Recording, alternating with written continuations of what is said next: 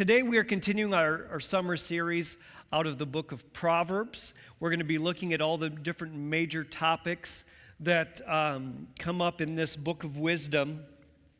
And today we're going to be talking about choices and God's sovereignty, or basically our plan versus God's plan is really what we're going to be looking at today.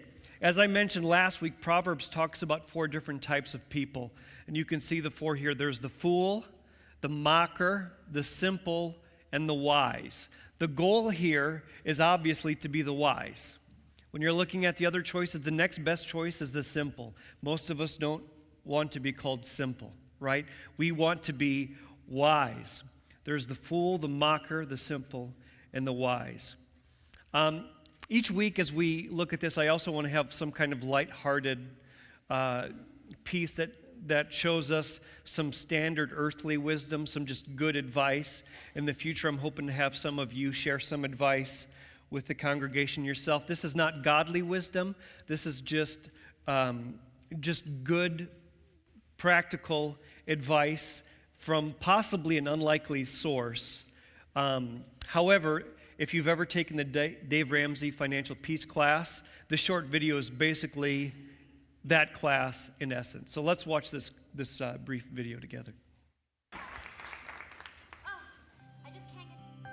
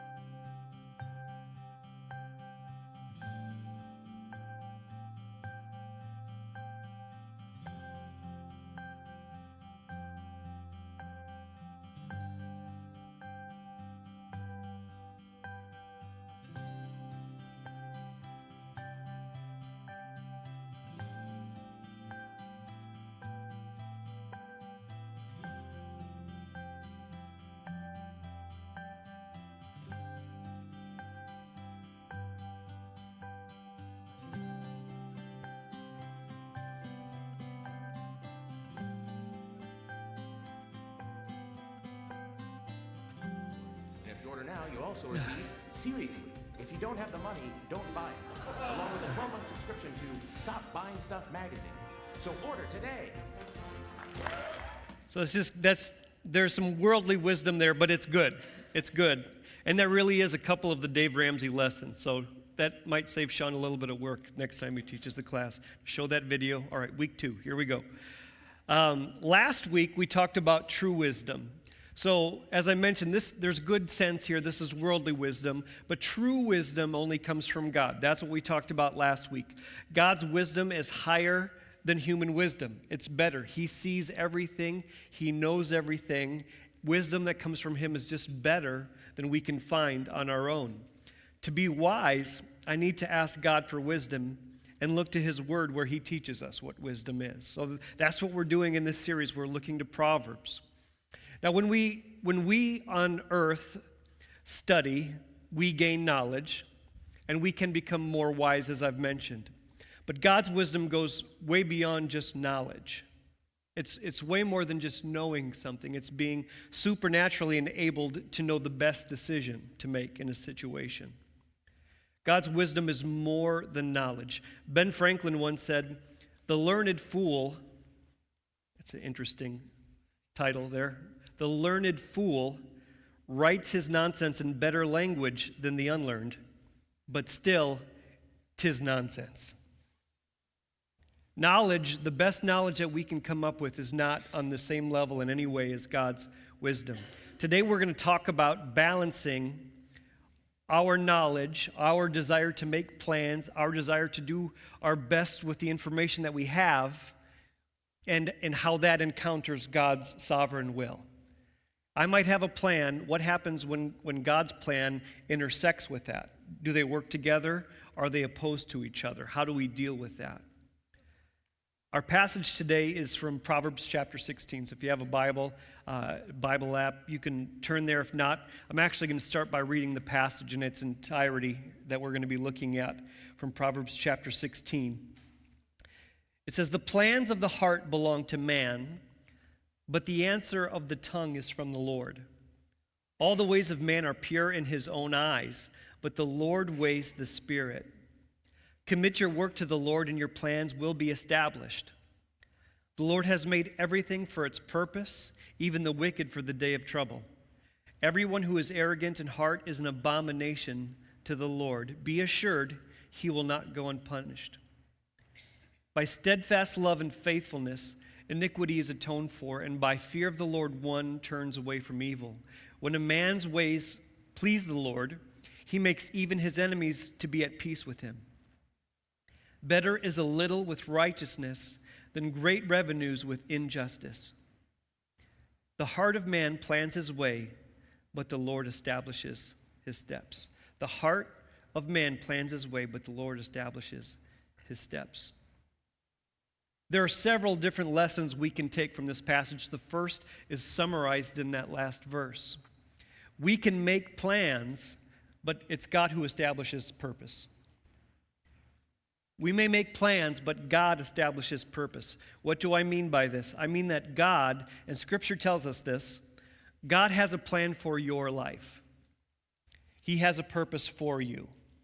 He knows you. He created you with that purpose in mind. He gave you abilities and gifts so that you could fulfill your purpose. God made you with purpose in mind. He wants you to live a content and purpose-filled life. Our plans, if they don't include God's purpose, are going to feel a little empty. How many of you remember when you were a kid what you wanted to be when you grew up? Anybody remember? Jack, what did you want to be when you grew up? Okay, you're pretty grown up now. Are you a lawyer? Okay. So that was a plan at some point, but it didn't work out. Somebody else? A nurse? Well, you help little kids with different type of hurts, so you're, kind of there. Diane? You raised your hand. I'm not calling you out. Hey, she said a trapeze artist, and I'm saying, Diane, it's not too late. We'll come up with a good plan. And we will get you there. But see, this is the interesting thing. Our plan, at some point, if it conflicts with God's purpose, we have to let our plans go. We can make plans at any time about anything, and we need to be mindful of God's purpose in those plans. That was your plan. It was an okay plan. There was nothing wrong with making plans. But if my plans don't line up with the purpose and the talents that God has given me, I also will never be a trapeze artist. I know for sure. How do I know that? Because I hurt my arm sleeping wrong on it 2 days ago. It's not going to happen. It won't. I can make plans, but if it's not in line with my purpose, then even if I force the issue, even if I work really hard from today on so I can be in the trapeze, it doesn't mean that I'm fulfilling God's purpose for me, so it's wasted time. I might find some enjoyment in it, but I'll never find contentment in it. There's a difference between finding enjoyment and finding contentment, and I don't believe that any child of God can find contentment until you're living your purpose. If your plans are working out for you, if you're finding success, if you have everything you need, but it's not God's purpose, then you're not content. You might have happy moments, you might find joy in different things, but there's going to be kind of a deep discontentment in your soul that you can't explain. Proverbs 16:1, I'm going to just read this to you. It says, "The plans of the heart belong to man." It's okay to have plans. It's okay to have dreams and things that you want for yourself. The plans of the heart belong to man, but the answer of the tongue is from the Lord. The answer from the tongue. So the response to your heart's desires, whether it happens or not, that comes from God. All the ways of man are pure in his own eyes, but the Lord wastes the spirit. Commit your work to the Lord, and your plans will be established. Notice the word established. He will make them. He will establish them for you. We can make plans, but God has already established our purpose. And here we learn that to be wise, we need to look for the Lord to establish our steps. If our plans don't help us accomplish our purpose, how much help do you think we should expect from God? If we're not walking down the path, if we're not climbing the steps that He's established for us, how much help and blessing should we expect from God? The plans of the heart belong to man. God, I want this. This is my goal. Here's my plan on how I want it all to work. Will you bless it? That's okay. It's okay to make plans. It's okay to ask God to bless it. But we have to ask God, does this align with your purpose? Is this okay? It's interesting. Verse 2, this is the verse that all of us want to skip right over. We all want to skip this one. It says, all the ways of man are pure in his own eyes. What does this mean? That means that when we look at our goals and plans, we think that we have 100% pure, perfect motivation. And we don't want to second guess it. So we say, God, I want this, and for all unselfish reasons. It says, well, that's well and good, but the Lord's still going to judge your spirit. We look more innocent to ourselves at times than we should. If our plans don't help us accomplish our purpose, even if they're good plans, it's like, Lord, I want to build a church in Africa. That's a wonderful plan. Is that God's purpose for you? Or is it God's purpose for someone else? What has He gifted you to do? Just because it's a good thing doesn't mean it's the thing God created you to do. The plans of the heart belong to man. Proverbs 16:1, again, but the answer of the tongue is from the Lord. The answer is from the Lord. It's not from the bank. It's not from your boss. It's not from your spouse. It's from the Lord. The plan of the heart belongs to man, but the answer of the tongue is from the Lord. I might find some success in life, but can it compare to the purpose that God created for me? It can't. Proverbs 5:21 says, for a man's ways are in full view of the Lord, and He examines all his paths. God looked at every possible path for every single one of you, and He designed one that's right and perfect for you. Can any other path compare? There's a pastor that you may have heard of. His name is J.I. Packer. In a book called Your Father Loves You, he wrote this. He says, the opposite of wisdom is folly or foolishness, meaning the short-term self-indulgence, which marks out the person who doesn't think about long-term priorities and goals, but lives on a day-to-day basis asking, what is the most fun thing to do now? That's the opposite of wisdom. That's foolishness. And the foolish person says, what can I do? What plans can I make today that will make me happy today? The fool doesn't say, what do I need to do today so that I can get to where I want to be in the future? It's folly, it's foolishness to plan plans for today without thinking about the long-term priorities. It's folly to make plans without considering our purpose. There's a well-known verse in Romans 8:28. You've probably heard it if you've spent any time in any church. Romans 8:28 says, basically, all things work together for good. All right, that's the part that we remember. All things work together for good. Now, if you read this verse wrong, it sounds like it says, I can make whatever plans I want to and it will just work out. I can walk down any path I want to and it will work out. I can do anything I want to because this verse tells me it will work out for my good. That's not what it says. In fact, let's go back a few verses. It says, the Spirit helps us in our weakness. So this verse starts by talking about helping us in our weakness. For we do not know what to pray for as we ought, but the Spirit himself intercedes for us with groanings too deep for words. That's how much help we need.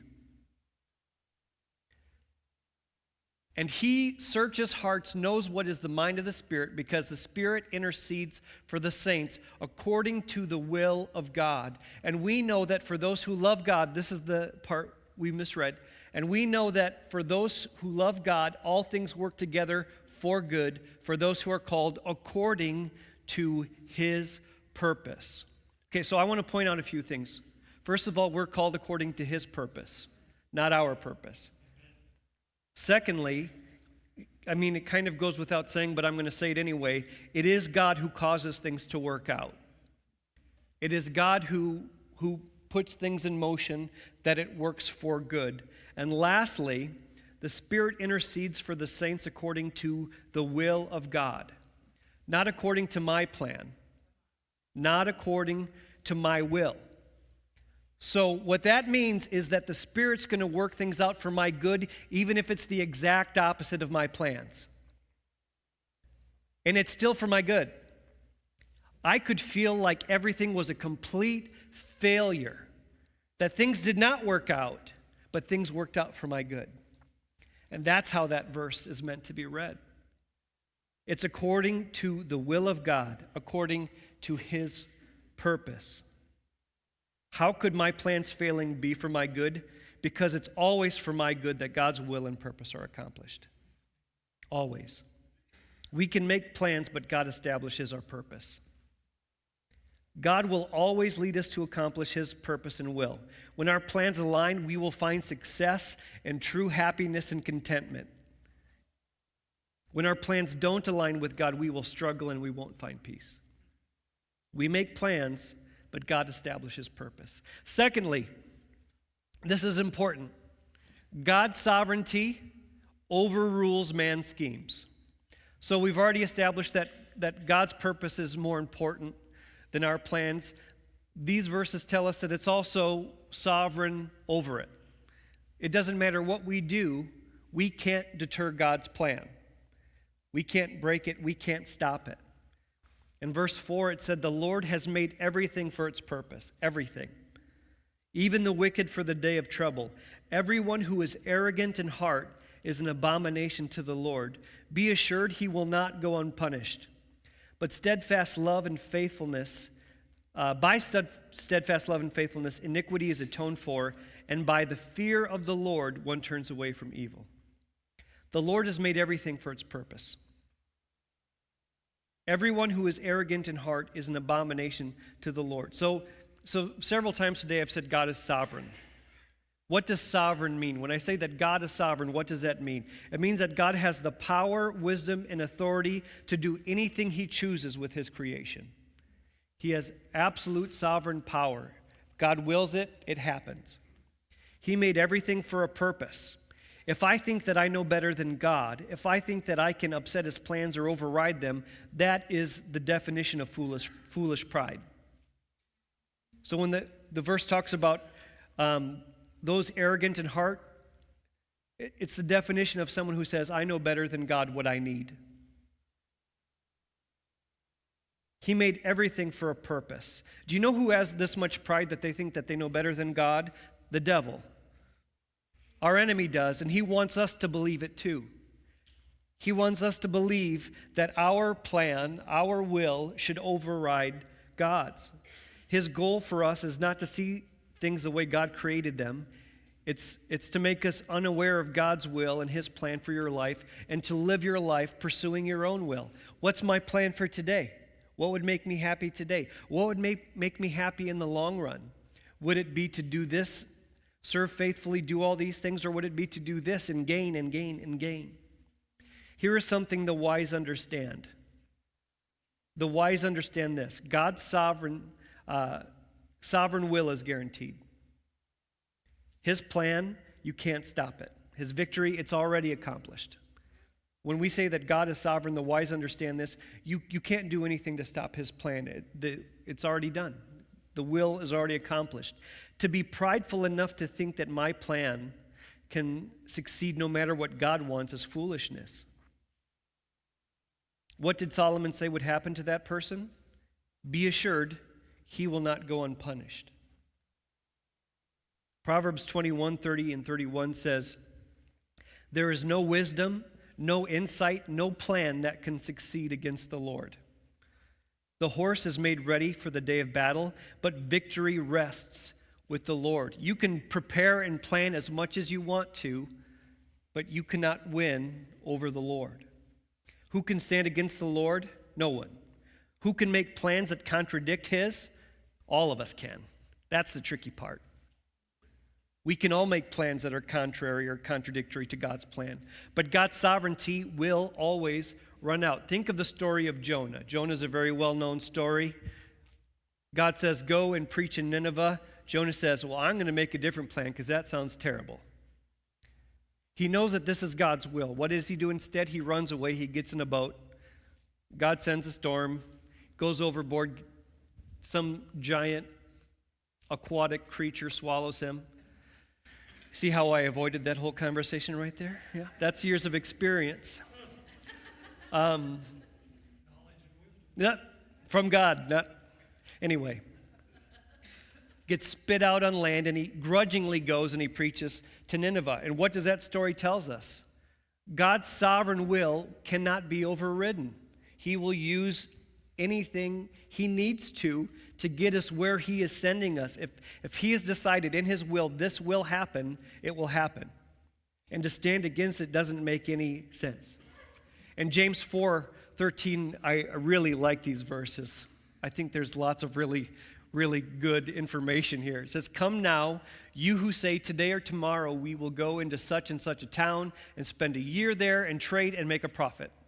Yet you do not know what tomorrow will bring. What is your life? For you are a mist that appears for a little time and then vanishes. Instead, you ought to say, if the Lord wills, we will live and do this or that. As it is, you boast in your arrogance. Again, it's that prideful, I think I know what's best attitude. All such boasting is evil. We can make plans, but we have to ask God what his will is for us, and we can never make the decision, we should never make the decision to stand against it. I can't tell you the number of times I've talked to people and like, God told me when I was younger he wanted me to do this, and instead I did this. And all their life they've been discontent in their work. And they're like, oh, now I know why that is. Yeah, you can't go against God's sovereign will. Trust God's plan and trust his timing. You might want something and you might want it right now. You have to trust God's timing. That's sovereign as well. You can't speed God up or slow him down. Don't try to outthink, outplan, or outmaneuver God. You can't. God, I want this. I want you to intervene right now. And he's like, you can wait. You'll be okay. You'll be fine. I'm not worried about it. We can make plans, but God establishes purpose, and God's sovereignty overrules man's schemes. Thirdly, God blesses lives that honor him. This is something that should be fundamental, and when we read it, you're like, that's not groundbreaking. It is so easy to not fully understand this truth. God blesses lives that honor him. When a man's ways please the Lord, he makes even his enemies to be at peace with him. Better is a little with righteousness than great revenues with injustice. Earlier, I talked about how man's intentions are always like pure in their own eyes, right? That's a paraphrase that I'm getting wrong. We overestimate ourselves with some of these things. Most of us, I'd say, do you believe that your life honors God? And we would say, yes. But if we would look at all the different areas of our life, and we're completely honest, we'd probably find some that didn't honor God. If we want to be blessed, we need to live lives that honor him. If we live a life that honors God, we will be happier with a little than if we got a lot but gain it dishonorably. We'll be happier. And by being blessed by God, it doesn't necessarily mean that we will have more than everyone or anyone. Being blessed by God means that we have all that we need and we're content with it. We can know that all of our needs are met, so we don't have to be anxious, we don't have to worry. Again, it's like that you'll be fine. We can have the same attitude as God in it. It's going to work out because I'm living a life that honors God and I'm going to be patient for Him. That is a blessed life. God blesses those that honor Him. He is clear about this. He has made many, many promises about this, and yet there are still times when we're like, why aren't things working out the way that I want them to? Well, let's look back to Deuteronomy chapter 28. I can read this from here, but your eyes, I don't know if you can or not, but I'm going to read it to you. It's okay. In Deuteronomy chapter 28, Jesus is writing to His people, His children, the people of Israel, and he's from the beginning giving out some expectations with promises and some consequences if they don't fulfill them.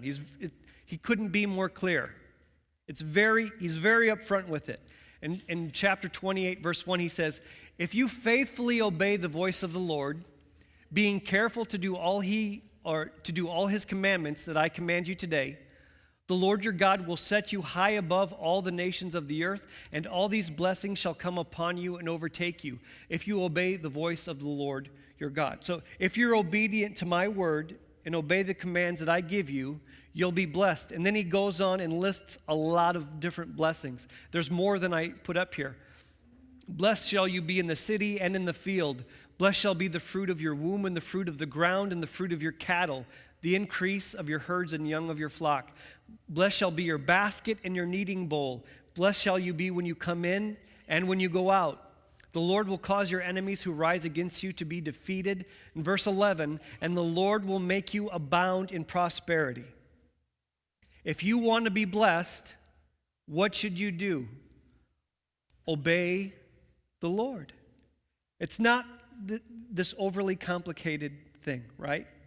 Okay, so now let's reverse it like in that video we watched earlier. It's like, all right, what about the opposite then? Let's look at the other side. Here's the consequences. In verse 15 it says, "If you will not obey the voice of the Lord, or be careful to do all of His commandments and His statutes, then all these curses shall come upon you and overtake you. Cursed shall you be in the city and in the field. Cursed shall be your basket and your kneading bowl." You see how there's a parallel. All the ways that you are going to be blessed, instead you're going to be cursed. "Cursed shall you be when you come in and when you go out." Verse 20, "The Lord will send on you curses, confusion, and frustration, and all that you undertake to do." When I read that verse, I was like, I know people who are living in that verse, and they are like, we don't know why. Why, Pastor Dave, am I living? It feels like I'm cursed, I'm confused all the time, and I'm frustrated, and I don't know what to do. Well, are you faithfully obeying the voice of the Lord? Are you careful to do all of His commandments? Israel was given this very clear information, but from generation to generation they would switch back and forth. They would honor God, they'd be blessed. Then their children would grow up in that blessing and life would be great. So they didn't feel the pressure to honor God, and so they didn't, and guess what happened? All of a sudden Israel's cursed. They can't win any battles, everything's going wrong for them. They have wicked and corrupt leaders, everything is downhill. So finally that children's children are like, hey, we're the children of Israel. Let's do some reading. Let's find out about this God. And they begin to honor the Lord again, and then blessing comes, and then their children are, and it's just this vicious cycle. It's like they don't understand how it works. It's not complicated. If you want to be blessed by God, live a life that honors Him. And if you don't want that, you'll suffer the consequences. We act like there's mystery here. Most of us at some point have asked the question, why does God bless others and not, why does God bless some people but not other people? Or more selfishly, Maybe not out loud, we say, why does God bless that person more than me?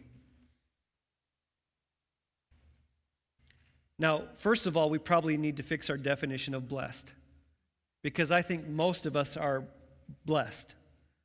We're blessed to live in this country. We're blessed to live in this state. We're blessed by lots of things. So our blessed meter might be broken. We might have to work on that. But if you think God should bless you more than He is, here's the question. Are you honoring God with your choices? Are you obedient to His commandments? Now, if you are honoring God, you may not be prospering the way you want, but I can tell you, you have everything you need. I can make that promise because God made that promise. If you honor Him with your choices, you have everything that you need. However, if the answer is no, then I'm not surprised that you're experiencing curses, confusion, and frustration, because God said that would be the result.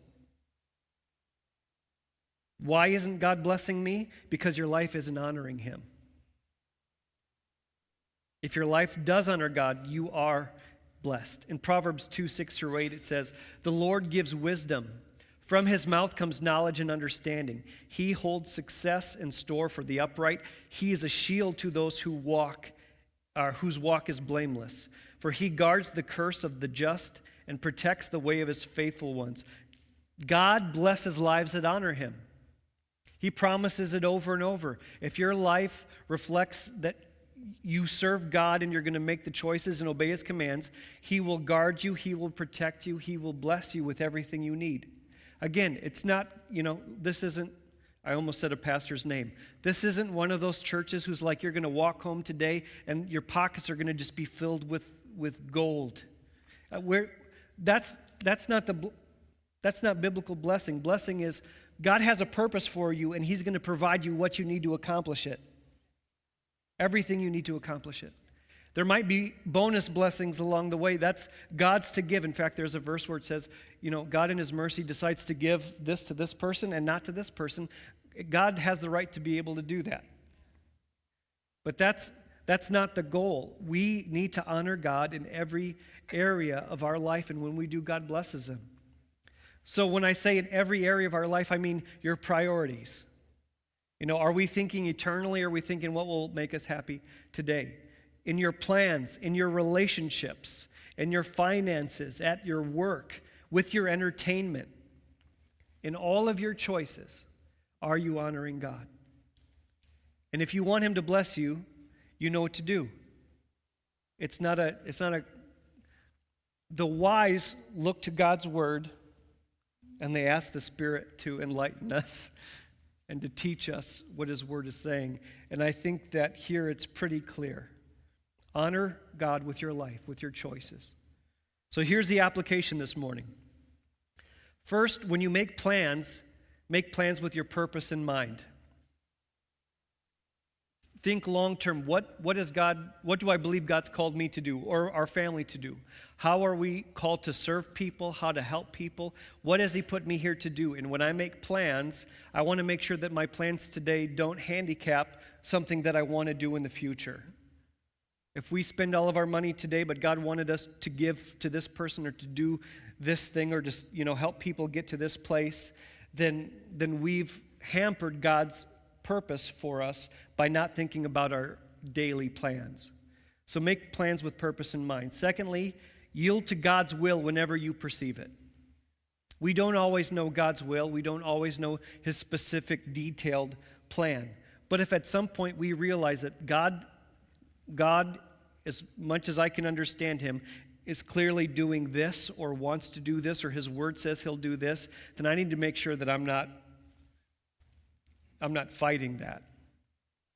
Yield to God's will whenever you perceive it. If you've been doing this and you feel like God's trying to redirect you, allow yourself to be redirected. And lastly, in everything you do, honor God. We aren't perfect people. We will make mistakes in one of those areas I just talked about. We will make plans that weren't the best plans. We will have our priorities out of line. We're not prioritizing the right things. We're over-prioritizing other things. We'll make a mistake at work, we'll make a mistake in a relationship, we'll make mistakes. What should we do? Repent and ask God to lead you forward. Honor God with your choices. In everything you do, honor God.